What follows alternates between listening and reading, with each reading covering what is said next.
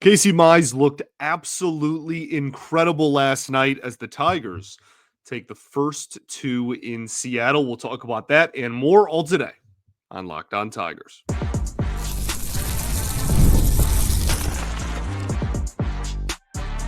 You are Locked On Tigers, your daily Detroit Tigers podcast. Part of the Locked On Podcast Network, your team every day.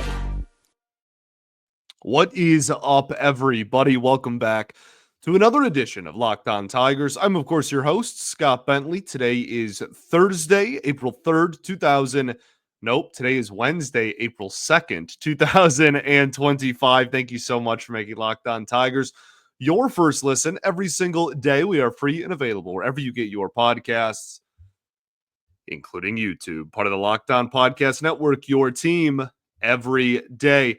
So usually what happens is I look at the date as I say that, and then I record obviously the day before you are listening to it, right? But I'm recording this after midnight because they're playing in Seattle on the West Coast, and that's when the game ends. So I saw Wednesday, April 2nd, and went, oh, it's Thursday, and there you go. There's the explanation for why I got the day wrong. Welcome in. Happy Wednesday. The Detroit Tigers have won another ball game. They are now 2-3 on the season after a 4-1 victory over the Mariners in Seattle. My first thought in this game is that was a really impressive victory to me. They looked like the better team, I thought, pretty much the entire game. And the approach offensively against Logan Gilbert, I thought was really solid. Now, he's still phenomenal. So he had 10 strikeouts in 5 innings. But I'll gladly take knocking him out after the 5th inning and putting up 3 runs on him. 10 times out of 10, I will take that. Because I don't think there are too many teams this year that are going to be able to put up those numbers and chase him out of the game. He was inefficient. Like the Tigers really made him work. Even the strikeouts that he did ultimately have was working a lot of, deep counts, going late into at-bats, and that is why he only lasted the 5th inning. I mean, there was a chance if they get this is a slippery slope. I don't even really want to go down this. So I was going to say if the last hitter that he punched out there to end his outing got a hit, then he might not have even left gotten through 5 full innings. But that's the ifs game can always be kind of a slippery slope. But seriously, this was a really, really impressive win. I think they continued to apply pressure on the Mariners as well. And I mean that in the way that I've already talked about, kind of offensively in their approach, not expanding the zone, making pitchers, whoever is on the mound, doesn't matter if you're a Cy Young candidate or not, work and grind out at bats, but also on the base paths, right? We're seeing Zach McKinstry steal bases. We're seeing Ryan Kreidler steal bases. Like they are, I mean, even they don't look like aggressive sends because they were not close plays at the plate. But that is because the throws were half a mile off mark. If either of those throws, the right one from right field or the one from Randy in left field, were on target, those are pretty close plays at the plate. And so I think that is why this team is so aggressive on the base paths, to the point of frustration to part of the fan base at times. But like you have to live with the over aggressive nature that will get you to run into outs sometimes if you want to have moments like this where they put up 2 of their 4 runs in this game by being aggressive base runners. And like I said, we're continuing to apply pressure with stolen bases as well, which does matter and get into the back of pitchers' minds. They did not let up. They stayed firm the whole game. I like they really did take this game kind of by the throat. And I just thought it was a really, really solid win. Like I said, they really looked like the better team, I thought, for 9 innings. Let's talk about what went right. We're not going to bury the lead here. What went right was Casey Mize, the number 1 overall pick in the 2018 draft out of Auburn. That is I have a really hard time saying that is not the best he has ever looked in a regular season game in his entire career.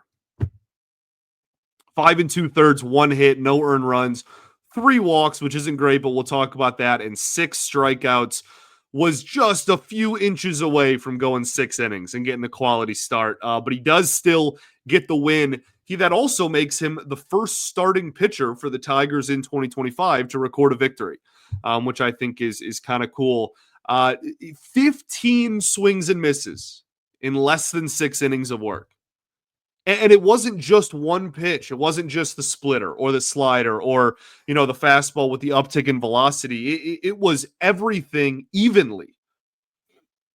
He had anywhere from 3 to 5 whiffs on all 3 of those pitches. Plus another one on, the two-seam fastball that he was throwing. So it was so apparent that this was the best stuff this dude has ever offered in a regular, and I would just say like straight up in his major league career, but like this spring training, we saw this great stuff. Like we knew that he had looked a lot different going into this start. So this isn't a complete like surprise based, if you're a fan that was following spring training, but like in regular season outings, this is the best stuff he's ever had. Easily the best splitter we have ever seen from him. That thing was going to 89, 90 miles an hour, getting swings and misses. He had that one at bat. What was that? In one of the first 2 innings where there was 2 runners on base, and in a 1 strike count, he then goes splitter, splitter. The next 2 pitches gets swing and miss out of the inning. That's not something he's ever been able to do at the major league level. There was a point just last year, and especially before he went under the knife and before his surgeries, where the splitter left his repertoire. That is the pitch that made him the number 1 overall pick, like dang near consensus 1-1 pick. And at the major league level, he wasn't even throwing it because it was so ineffective. Now he's throwing it and it's going 90 and it's a huge plus pitch. The fastball I thought was phenomenal. He had a handful of swing and miss on it. I think 3 or 4 swings and misses on the fastball. But the pitches that were even more telling to me were the called strikes. And the reason why is because like his fastball at this point goes 97. And like, again, early in his career, didn't. So like the fact that he is, because he has velo now, and it was sitting like 93, 94 average in this game, but like he can rear back and hit 96, 97 when he wants to. So like he has the ability to get swings and misses, especially the top half of the strike zone, right? That's a very hard plane to catch up to with velocity. But the coolest pitch I saw was when he went low and away to the hitter. It was a lefty up, so arm side low, and just dots the low and away corner with a fastball. It doesn't even get swung at. And that is what having a good splitter does, right? That is exactly the whole point of having a really good splitter. It's like, okay, now I can throw low fastballs at the knees and guys won't even swing because they think, okay, this is probably the splitter. It's low. I'm going to spit on this. Nope. It's 95 on the kneecaps. That's strike 3. And it gives him such more pitch mix and versatility because he can throw the fastball up and get swing and miss. He can throw it low and get called strikes. He can throw the splitter low and get swing and miss. Or he can throw his slider as well in this game, which I think was the best slider we have ever seen from him. Had 4 or 5 swings and misses on it. And you can go slider, being able to for tunneling purposes, okay? Being able to throw a slider on the back leg of a lefty is it takes guts, because if you hang it, the hitter's probably going to bang it. But like that is an incredibly effective pitch when you have splitter fastball to tunnel it with. Here's 3 pitches that halfway to the plate all look the exact same. One is just going to be 95, 96, and be a called strike. One is going to end up at your ankles, and one is going to almost hit your thigh. But halfway to home plate, they're all in the same spot. Beautiful, dude. I cannot say enough good things about this outing. It was very efficient, too, which I really appreciate. 82 pitches in total in this outing. I think that if this start is in June, he not only finishes the 6th, but I think he maybe even goes out there for 7, if assuming he gets the next batter out. I think he easily could have gone deeper into this game, but it's April 2nd, and I'm sure they want to preserve arms a little bit. This was an incredibly encouraging outing. I loved everything I saw. I think this was, I don't want to say like the best start of his career in terms of like box score, because I'm sure he's had some 6 or 7 inning performances where he didn't give up very many runs or any runs, but like this was in terms of just the excitement going forward for the rest of the season, and maybe I'll say it's like the most impactful start of his career. This is the most meaningful start of his career. I loved everything I saw from him, and from a stuff perspective, I think you can say it was the best. Let's talk about what else went right, because the Tigers did put up 4 runs, like I said, and were able to hold on late in this one as well. We'll talk about all of that and more right after this. Got to talk to y'all today about our friends over at Wonderful Pistachios. If you're looking for a snack that's both delicious and nutritious, crack into a good source of protein with Wonderful Pistachios. Wonderful Pistachios is one of the highest protein nuts, with each 1 ounce serving having 6 grams of protein, which gives you over 10% of your daily value. Plus, they're packed with fiber and better for you unsaturated fats to keep you feeling fuller longer. Personally, I love the no shells variety. It's the perfect grab and go snack for busy days, whether I'm snacking at my desk, on a road trip, or just need a quick protein boost. They're always my go-to. And if you do love cracking open every shell for that satisfying crunch, well, the in-shell options are a classic favorite too. So get snacking and get cracking with a snack that packs a protein punch. Visit wonderfulpistachios.com to learn more.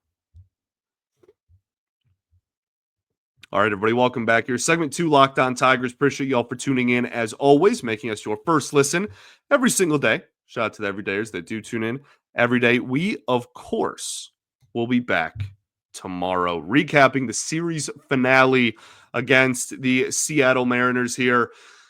Let's talk about what else went right in this ball game, outside from just the phenomenal performance that was Casey Mize. At the plate, Riley Greene goes 2 for 4 with a homer. So this was a good game for him, obviously, right? Had the double in the first inning there, and then hit the home run late to kind of give the Tigers a little bit of a cushion after giving up a run in the previous half inning.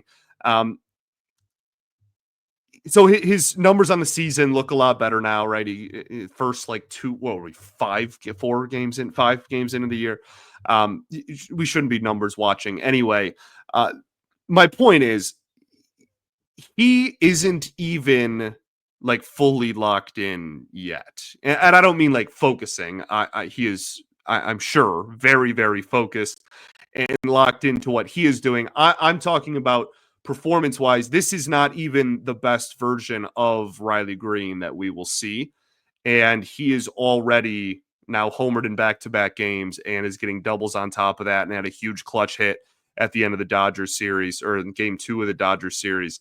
Like he's already producing at a high clip, and like he had 1 strikeout in this game that I thought was a brutal at bat, and yet he still walks away from it with 2 for 4. He's gonna get even better than he already is now, which is one of the team's more productive hitters already. If it wasn't for the fact that Torque has like a 1200 OPS, he'd be the team's best hitter so far this season. So like this guy's gonna have a year, and when he is going to continue to make his adjustments and whatnot, once he gets those ironed out, and we get I think a couple of weeks into this season, I really do expect him to kind of take off and just reach new heights for him specifically, at least. And that's what gets me excited, because you can tell that he's not even, like at 100%, like this is the best that Riley Greene will ever be. And he's still doing pretty darn well. Spencer Torkelson, the double he had in this game just goes 1 for 4 with an RBI, because, he set the bar so high already this season that only having one hit is kind of a surprise at this point. Goes 1 for 4 with the ribby. Yeah, man, like that double he had was everything that is going right for Spencer Torkelson. That is, if you want even more so than the home run and the walks and anything else, if you want one at bat so far 5 games into the season that is like, hey, why are you, like maybe believing in this a little bit more than previous hot streaks we've seen from Torkelson, it's that at bat. It's that one. That is a ball that was smacked the opposite way for a double. There was a point in his career when it was all pull. Everything was pull. He didn't do anything the opposite way. Going with the ball, still hitting with power, swinging with confidence. He looks incredible, and I hope that I hope that this maintains. And like, he obviously is not going to end the season with an 1150 OPS or whatever it is. But I really am believing in this hot streak. I really am believing that going forward, we are going to see a different Torkelson than we saw for the first 3 years. And I'm having a really hard time not saying the same thing about Casey Mize. Couple of 1-1 picks for you. Why not? Kerry Carpenter with an RBI as well in this game. Only had the 2 at-bats, then got pinch hit for, obviously, a little bit later. I mean, the coolest thing about that was just the fact that this team is scoring early. And that is awesome. Especially on the road, being able to send your pitcher out there on the mound and have a lead already is, kind of goes without saying, is obviously great. But attacking and being aggressive early. Now teams will adjust to that, and pitchers will adjust to that. So they're going to have to adjust to those adjustments. That's kind of what the 162 game season is just a bunch of players and pitchers and hitters and teams that are all just adjusting to their opponents' already pre-made adjustments. But I love these last 2 games. Love it. Aside from just the fact that they look like wins, and they are wins in the box score and on the schedule, just how they look. And that's kind of what I was saying with the Dodgers series, was like the results didn't go the Tigers' way, but they were competitive games, and I thought they looked decent. And I'm glad that they're getting rewarded for that. This is a series win. They can go out and Skubal can give up 25 runs and they can lose, 42-7. And like, you still got a series win. Who cares? Great first 2 games here. Defensively, Jake Rogers, I thought, put on a masterclass performance behind home plate, as he does. He is a phenomenal defensive catcher. I thought he was particularly sharp in this one, had a lot of great plays, getting out from the crouch, going out in front of home plate, throwing the ball to first. I thought that play in the 8th, 9th inning, whatever that was really heads up baseball there. I think Canley was on the mound, so it would have been the 9th. But all game, man, he is just so active back there and does so much for this pitching staff that goes, I think, unnoticed and untalked about in a lot of media. We could spend a whole hour just on, all the little things that I think that he does that benefits this team on the defensive side of the ball. So I want to give him some credit as well. I thought Will Vest was stellar, looked really, really sharp in his 1 inning of work as well. Really the bullpen as a whole. We'll talk about Brisky when we talk about stuff. Just like we'll talk about the 1 run given up while Brisky was on the mound. I'm not even sure I really blame him too much for that. let's talk about what went wrong, and then we will talk about stuff. Not a whole lot went wrong, if you haven't already found out, and if you watched the game, I'm sure you know that. We'll talk about all of it, though, right after this. Got to talk to y'all today about our friends over at Monarch Money. Have you ever checked your bank account and wondered, where did all of my money go? Between dining out, online shopping, entertainment, it's easy to lose track, and that's where Monarch Money comes in. Your personal CFO, giving you full visibility and control over your finances. Monarch Money isn't just a budgeting app, it's a complete financial command center. You can track all of your accounts, investments, spending, all in one place. So you stop just managing your money and start building wealth instead. Goodness gracious. When I started using Monarch, I realized how much I was spending on food delivery and stuff like that. And now I budget a lot smarter and save a whole lot more money. Managing money with your partner is also smoother than ever. You can track shared and personal accounts, set goals, and stay on the same page without the stress. So take control of your finances with Monarch Money. Use code LOCKEDONMLB at monarchmoney.com for 50% off of your first year. That's monarchmoney.com, code LOCKEDONMLB for half off of your first year. All right, everybody, welcome back. Your third and final segment of Locked On Tigers. Appreciate y'all for tuning in as always. What went wrong in this game? I think Manuel Margot is probably fair to point at in this one. 0 for 4 with 3 strikeouts. It was interesting to me that he was just in the lineup, period. This was not only was this a right-handed pitcher, this was one of the best right-handed pitchers the sport has to offer. And Margot was in the lineup card. And I think some of that is probably AJ playing, 4D chess and being like, okay, well, once Gilbert is out of the game, then maybe they try to go to a lefty, and I have a lefty hitter, already in the bottom half of the lineup. And if the top half produces runs, then we can maybe afford it a little bit. I don't know. Maybe I'm overthinking it way too much. I tend to do that, my therapist tells me. But just a rough game for what it's worth, and that is to kind of be expected. Again, he doesn't hit righties well, and this is one of the best righties in the American League, certainly, if not in baseball. Jake Rogers offensively, I swear this guy has been thrown like 6 hanging breaking balls in the first 5 games of the season, and he's only played in 3 of the games.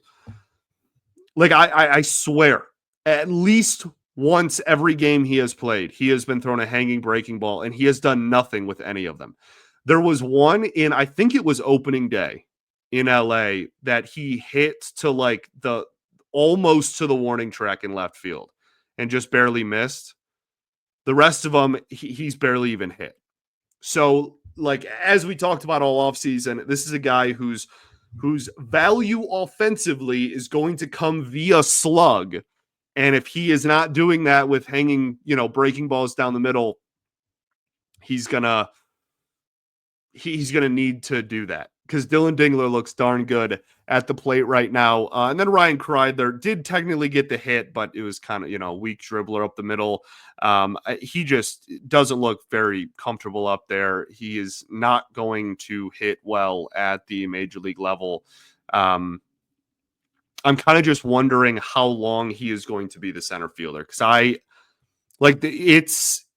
you watch him in the batter's box and you watch him.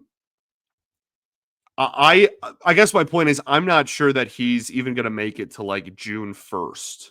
Maybe that's even too far. Maybe even like May 1st. I don't know. We'll see. There's obviously the health of other players in the organization determines that. If Perez is back by the end of April, or if Vierling is back by the end of April, then that would speed that up. But I have a really hard time believing that he's going to be on the team for much more than a month or so at this point. Let's talk stuff. So we have gone one time through the rotation, right? We're 5 games in. Everybody's thrown at least, or exactly one time rather. Casey Mize just looked incredible, and he's the 5 in this rotation. He's the SP5, dude. So my question is, how good is this rotation going to be?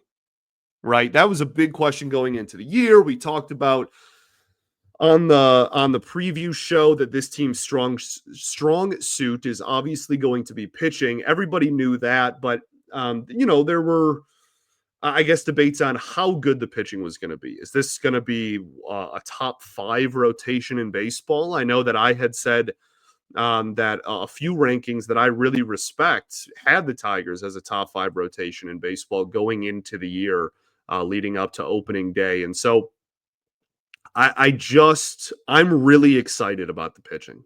I'm so excited. And if they get offensive production from Greene, Torkelson, Carpenter, if Colt Keith continues to look a little bit better like he has the last 2 games, I'm just saying there's a world in which this ends up looking really, really nice for Detroit when they're at full health in the middle of the season. So we'll see. Not obviously, again, not jumping to any conclusions. I'm asking you, the listener, where is this rotation going to rank by the end of the year? Because I if what Casey Mize just went out there and showed is your 5th starter, and even if you're thinking in your head, you're like, Job is obviously not going to put up the numbers. Like, look at his start. I totally get it. Fine. If the number 1 pitching prospect in baseball is your SP5, same conversation. I think this is a really high floor rotation and a really high ceiling rotation. Also want to give credit to Spencer Torkelson defensively. Made a couple of great plays over at first. And with how good he is obviously swinging, you have to get him into the lineup every single day. I don't care. But with how good he's looked defensively over the last few games, the question then is already kind of trickling into everybody's brain of when Gleyber comes back, what do you do? I don't want to jump to any conclusions in a small sample size and like overreact too much, but I am going to overreact a little bit. I'm going to a little react. I think it's really tough to look at what everyone's been doing and not keep Torque at first base. Now, the easy solution would then move Gleyber to third, but there's obviously all offseason. We heard about how he didn't want to play third, and he signed with the Tigers because he'd be exclusively playing second. Colt Keith is not going to play third. Not going to happen. His arm is not good enough. It was at one point he played third base. He in the lower levels of the minor leagues, he was a third baseman, had an arm injury, shoulder injury, upper arm, whatever it technically was. I'm not a doctor, but he does not have the arm strength to play third base, even remotely on a consistent basis. So the easy thing would just be Gleyber third, Colt Keith second, Torque first, Malloy DH, Carpenter right field. Everybody plays. But I don't know. I don't know what kind of stipulations and such they have with Gleyber in that regard. So we're going to see how that plays out. Bo Brisky and Tommy Canely both were spraying the ball a little bit. I thought that command for Canely, certainly he was kind of all over the place with the changeup, but still got out of it.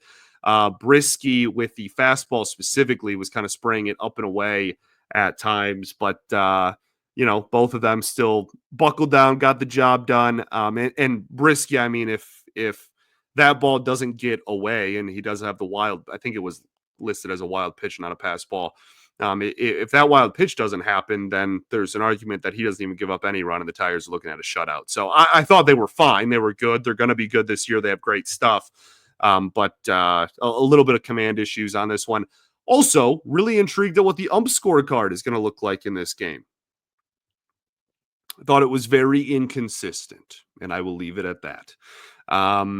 The Dodgers are 7-0. So if you were one of those fans that was, taking a lot into what the Tigers did against the Dodgers and starting off 0-3, I don't know, man. It's one of the best rosters ever assembled.